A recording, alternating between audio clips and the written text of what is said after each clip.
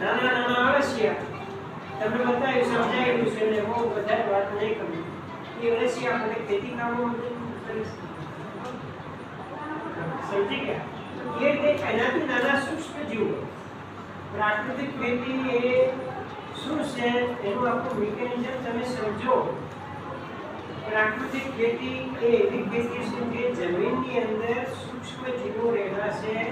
એ સૂક્ષ્મ જીવોને આપણે બીજાણુ જીવાણુ ઘન જીવાણુ પછી સપ્તધાન અંગો સૂન શ્વાસ ગોળ ફૂગ આ બધું જે કંઈ જમીનમાં આપે છે સૂક્ષ્મ જીવોનો ખોરાક છે શું છે બેન એનો ખોરાક છે સૂક્ષ્મ જીવોને આપણે ખોરાક આપીએ છીએ એનાથી સૂક્ષ્મ જીવોની સંખ્યા ઓછી થઈ જાય છે અને એ સૂક્ષ્મ જીવો જમીનની અંદર જે કંઈ કચરો સડેલા પદાર્થો ઝાડના પાંદડા આપણે નાખેલું ગોબર છાણ એને સળગે છે નાનું સૂક્ષ્મ બનાવે એનાથી સૂક્ષ્મ બનાવે એને કહેવાય છે હ્યુમસ શું કહેવાય છે હ્યુમસ કહેવાય છે એકદમ સૂક્ષ્મ બનાવે જે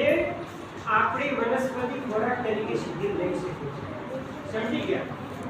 એને કહેવાય હ્યુમસ વનસ્પતિ ખોરાક તરીકે જેનો ઉપયોગ કરે છે એને શું કહેવાય છે હ્યુમસ કહેવાય એક કલ્ચર છે શું છે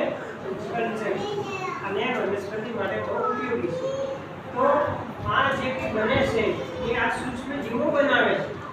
અને એ સૂક્ષ્મ જીવો એને બનાવે એટલે વનસ્પતિ એ ખોરાક તરીકે ઉપયોગ કરે છે અને એ વનસ્પતિનો વિકાસ અને વૃદ્ધિ થાય છે વનસ્પતિને મોટાભાગની કુદરતી એવી વ્યવસ્થા કરી છે કે તમારે 98% હવામાંથી જેનો ખોરાક મળી જાય છે સમજી ગયા